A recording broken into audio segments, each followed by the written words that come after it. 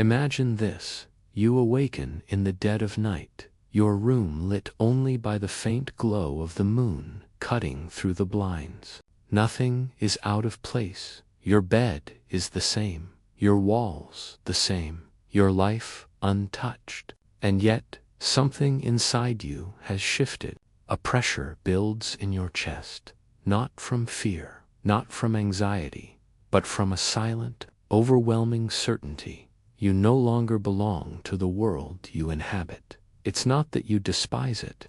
You've lived in it for years, perhaps decades, following its rituals, its laws, its rhythms. But now it feels like a cage that has somehow disguised itself as freedom. You notice the subtle chains, expectations, unspoken agreements, invisible rules, and they suffocate you more than the heaviest iron shackles ever could. Quietly, almost imperceptibly, your soul begins to rebel. But here's the paradox: the world has not changed. Your family, your job, your friends, your daily rituals remain exactly as they were yesterday. What has shifted is invisible, interior, intangible. It is not the world that has betrayed you. It is you who has betrayed the world. Or perhaps discovered its betrayal of you. You start asking questions that others dismiss with laughter or irritation. Why do we rise each morning to routines that hollow us out? Why do we bend ourselves into shapes we never chose, repeating patterns we never designed? Why do we claim freedom when our choices are guided by fear? Fear of rejection, fear of failure, fear of standing apart. The rebellion of the soul is subtle at first, but once it begins, it cannot be reversed. You may silence it temporarily with distractions, scrolling endlessly, consuming mindlessly, drowning in noise, but in the quiet hours, it returns louder, sharper, more insistent. And this is where the great question takes root. What happens when your inner truth no longer aligns with the world you are forced to live in? Is it madness to listen to that rebellious whisper inside you, though, one urging you to break, to burn, to abandon? Or is it madness to ignore it, to spend your life pretending the discomfort was never real, that your soul never tried to speak? This rebellion is not polite, nor is it convenient. It is dangerous. It asks you to stand against gravity, against culture, against centuries of conditioning.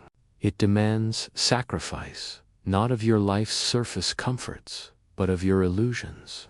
It may cost you relationships, certainty, belonging, even your sense of identity. And yet, what is the alternative? To betray your soul for the comfort of conformity. To live quietly in a prison because it is easier than admitting you long for escape. This is the razor's edge upon which you stand. The soul's rebellion against the world is both liberation and exile, a birth and a death. To follow it is to lose everything familiar, but perhaps to gain something far greater yourself. The question that now burns is this: is the weight of rebellion heavier than the weight of obedience? And if both demand sacrifice, which is truly unbearable, betraying the world or betraying yourself? This is the threshold, the moment of fracture where the story begins. On the surface, nothing has changed. But within, a revolution has already started. The rebellion of the soul is not born from chaos, it is born from clarity. But clarity is dangerous in a world that thrives on distraction. To see through the veil is to unsettle the order that others call normal. The problem is not that you are broken, but that you are awake in a culture that insists on sleep. Carl Jung once warned that modern people suffer not from a lack of means, but from a lack of meaning. We have built towering cities, engineered miraculous technologies, and connected the globe with invisible wires. Yet beneath it all lies a gnawing emptiness, a void that no amount of progress can fill. Jung called this the spiritual problem of modern man, a quiet starvation of the soul. This starvation hides behind masks. The mask of productivity. You work harder, convinced that accomplishment will soothe the ache. The mask of pleasure. You consume endlessly entertainment, food, substances, shallow relationships, hoping they will silence the whisper within. The mask of identity. You attach yourself to roles, titles, and labels, mistaking them for essence. But no matter how elaborate the mask, it cracks. And when it does, the raw face of your soul stares back at you, demanding, "Is this all there is?" Nietzsche described this confrontation as the moment when man peers into the abyss. The abyss is not some distant hell. It is the recognition that the world's structures, morality, culture, institutions, scaffolds built upon shifting sand. What we call truth often masks convenience. What we call order often cloaks submission. Nietzsche did not lament this collapse. He saw it as the beginning of authentic freedom, though a freedom few can bear. For when the old gods fall silent, you are left with nothing but yourself. And that realization terrifies most. Arthur Schopenhauer took it further. For him, life itself was driven by an insatiable will-blind striving that could never be satisfied. Our desires push us forward, yet their fulfillment leaves us empty, birthing new cravings in an endless cycle. To rebel against the world, then, is also to rebel against this cycle, to step outside the machinery of desire that enslaves us. But here is the root of the hidden problem. Society does not want rebels of the soul. It rewards obedience, not awakening. From childhood, you are taught to conform, to speak, act, and even dream in ways that sustain the system. Aldous Huxley once remarked that the most effective form of control is not coercion, but conditioning, training people to love their servitude. And so, you learn to suppress the inner rebellion, to silence the voice that says, "This is not who I am. This is not the life I want." You numb it with distractions, bury it under obligations, and smother it with noise. But repression does not erase it, and the longer you deny the rebellion, the more violent its return. Viktor Frankl, who endured the abyss of the concentration camps, argued that human beings can endure almost anything except the absence of meaning. The soul rebels, ultimately, not because it wishes to destroy, but because it longs to live authentically. Its rebellion is not against the world for the sake of hatred, but against falsity for the sake of truth. Still, the problem deepens. What if authenticity demands you step outside of everything you have ever known? What if the price of truth is exile from comfort, belonging, and certainty? Sartre called this the vertigo of freedom, the dizzying realization that once you reject the world's script, you are responsible for writing your own. No excuses, no safety net, just you, the blank page, and the abyss. And so, the rebellion of the soul is not simply a cry for liberation. It is a demand that you confront the terrifying possibility of your own autonomy. It is not only a rejection of lies, it is an invitation to stand naked in the storm of existence, with no guarantee of shelter. Here lies the hidden problem. Most would rather live in chains than bear the terror of freedom. Most would rather wear masks than face the vulnerability of authenticity. Most would rather betray their soul than risk the exile of rebellion. But not you, not now. Something inside has awakened, and it will not go back to sleep. The question that follows is inevitable. If the soul rebels and you listen, what happens next? What are the unseen consequences of defying the world's quiet tyranny? When the soul begins to rebel, the world does not remain indifferent. At first, the consequences are subtle, so subtle, you might dismiss them as coincidence. A friend grows uneasy around you. A coworker begins to pull back. Conversations, once effortless, now feel strained, as though everyone else is speaking a language you no longer recognize. Why? Because rebellion, even a quiet one, radiates. It unsettles the air around you. People sense it, though they cannot name it. You have stepped out of the script, and those who remain bound to it feel threatened. Your awakening reflects their slumber, and mirrors have always made people uncomfortable.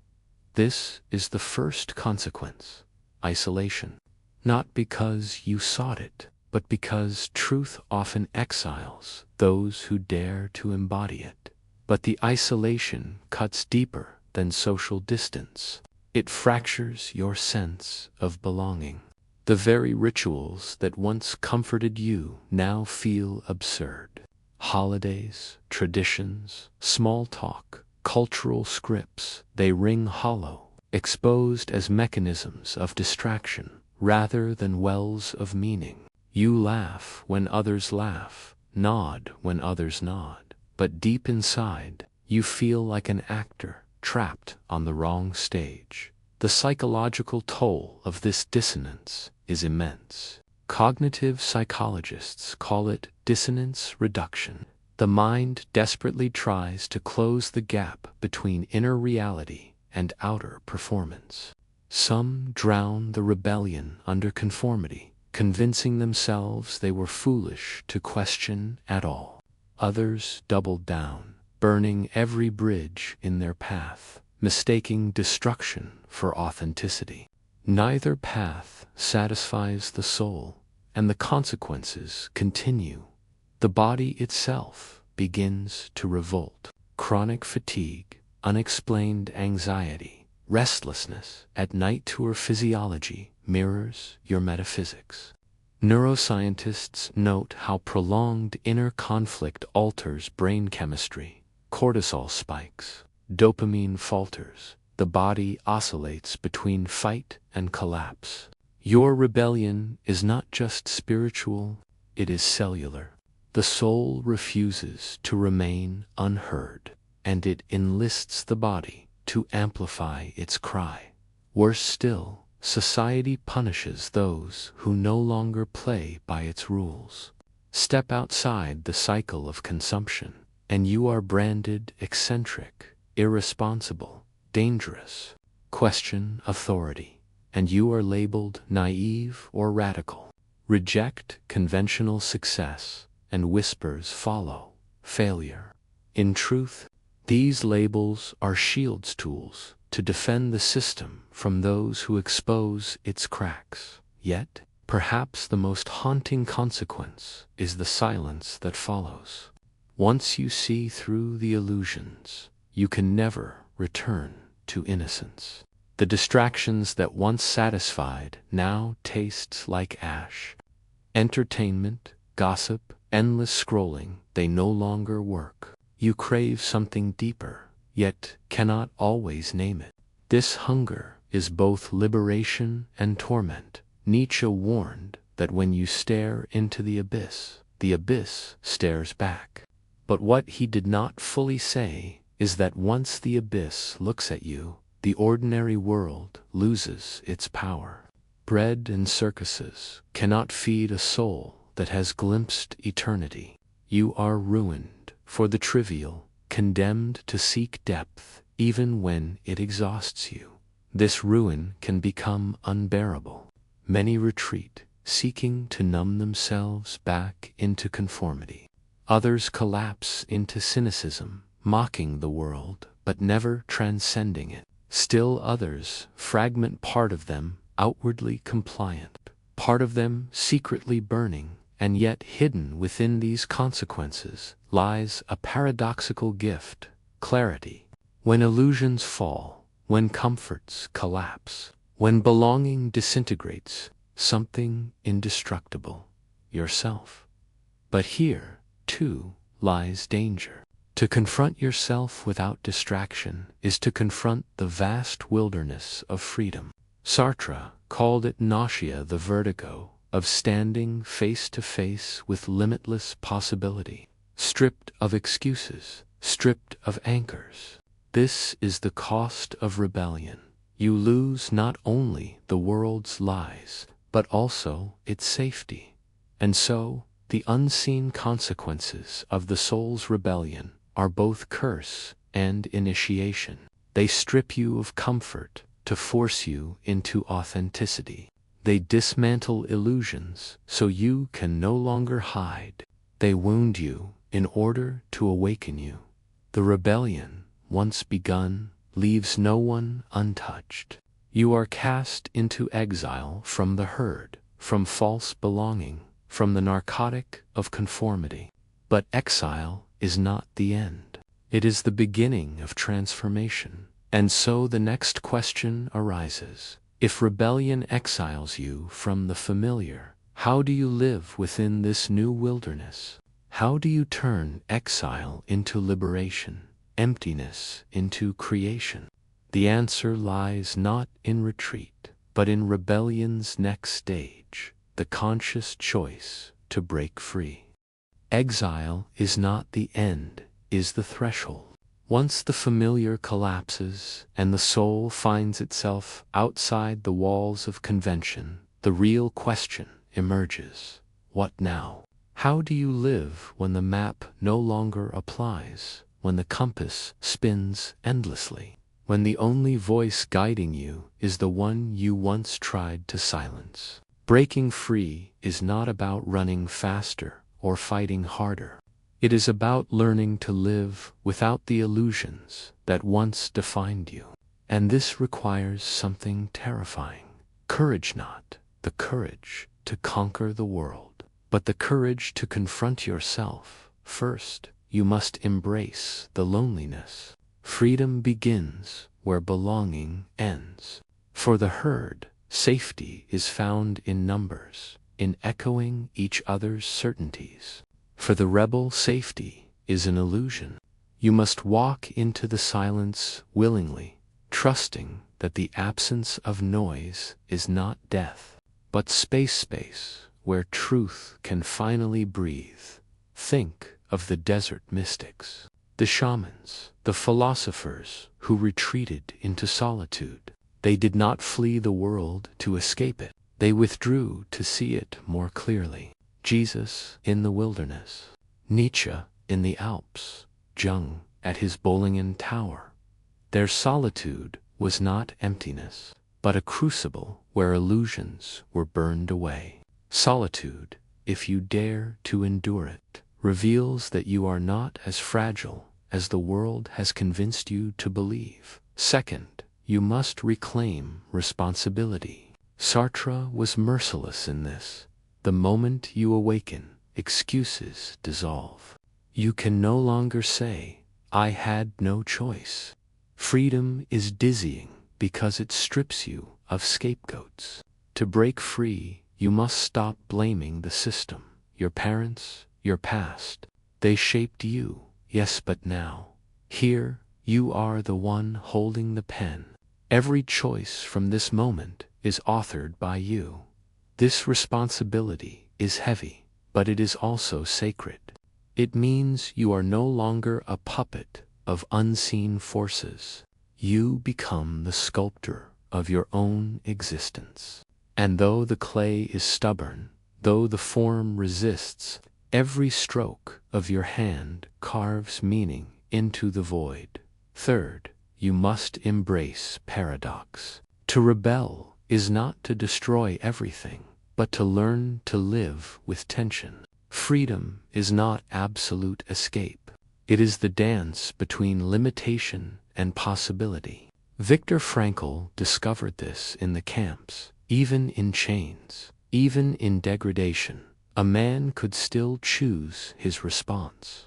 True rebellion is not refusing all chains, but refusing to let chains define your spirit.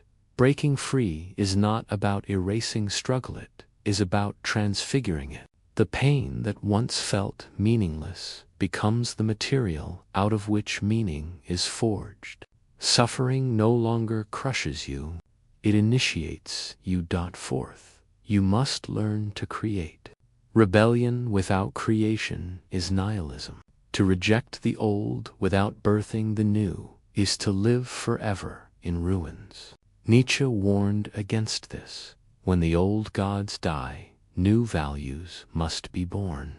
Otherwise, the rebel becomes the cynic, trapped in mockery without vision. To break free, you must become a creator, not necessarily of art, but of a life, a vision, a way of being that did not exist before you dared to shape it.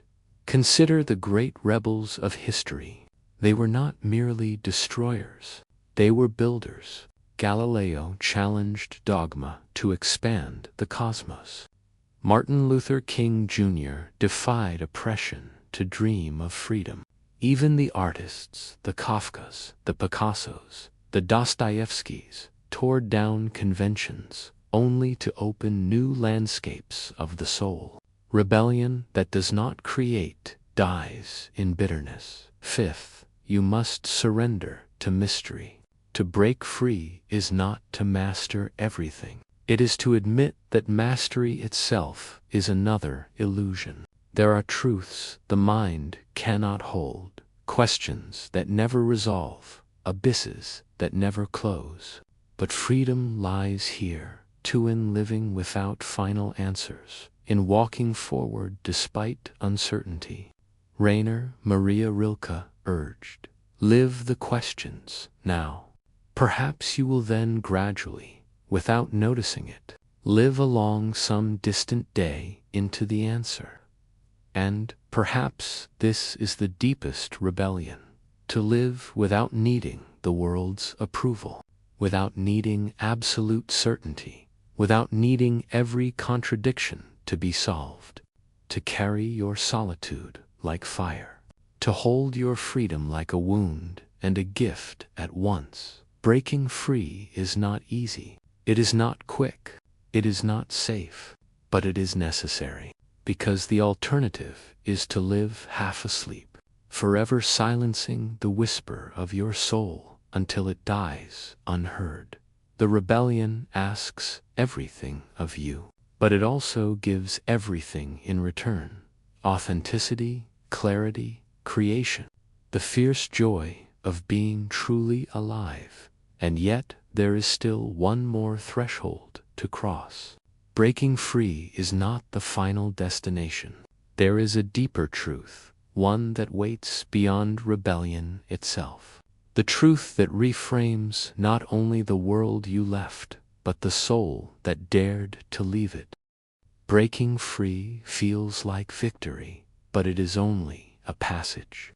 The soul that rebels discovers a paradox.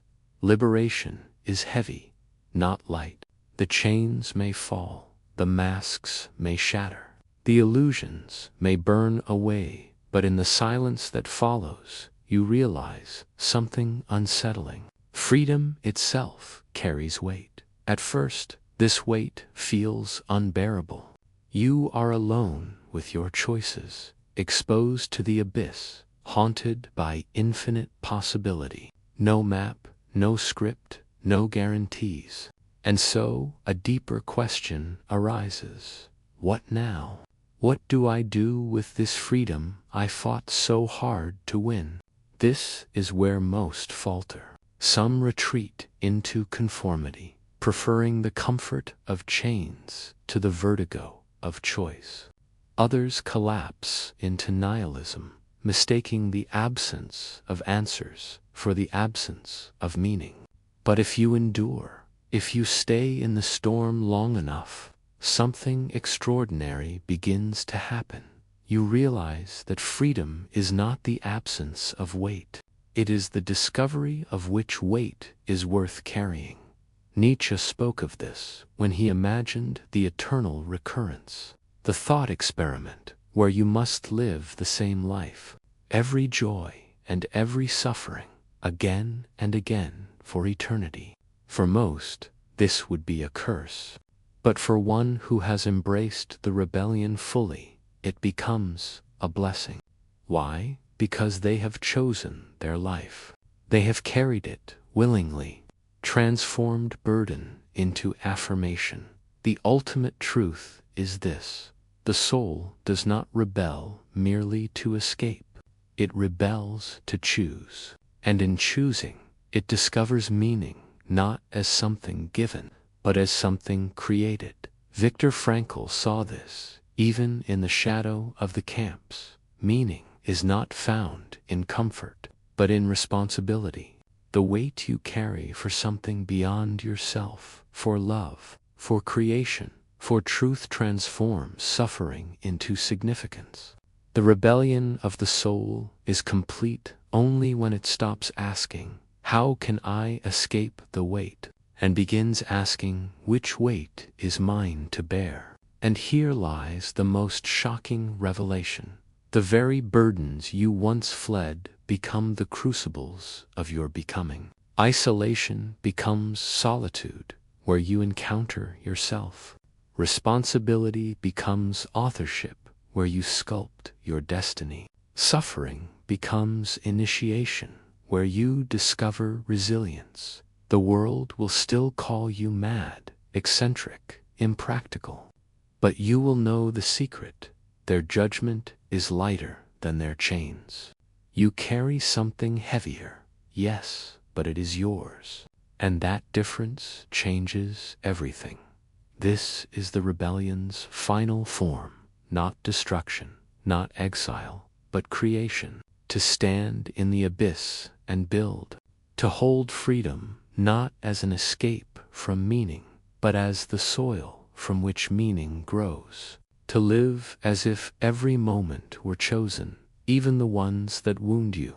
Jean-Paul Sartre once declared that man is condemned to be free, but perhaps it is not a condemnation, it is a consecration. Freedom is the heaviest gift, but also the most sacred. To bear it consciously is to live as few ever dare, awake, authentic, unafraid of the abyss. And so the final realization is not that the world is your enemy, nor that the soul must forever be at war. The deeper truth is reconciliation.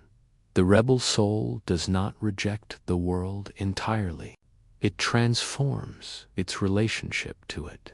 No longer enslaved, no longer blind, you can walk through its illusions without being consumed by them. You can participate without losing yourself. You can love without clinging, work without worshiping, suffer without despairing. The rebellion was never about escaping life. It was about learning to live it fully, fiercely, freely. So the question that began this journey, what happens when the soul rebels against the world, finds its answer here. It suffers, yes. It loses. But in the breaking, it awakens. In the awakening, it creates. And in creation, it finds the truth it was seeking all along, that meaning is not discovered like treasure. It is forged like fire. And now, as you stand at this threshold, you must decide, will you return to the world's comfortable illusions, or will you carry the weight of freedom few can bear? The choice is yours. The burden is yours. The life is yours. Step forward. The rebellion has already begun.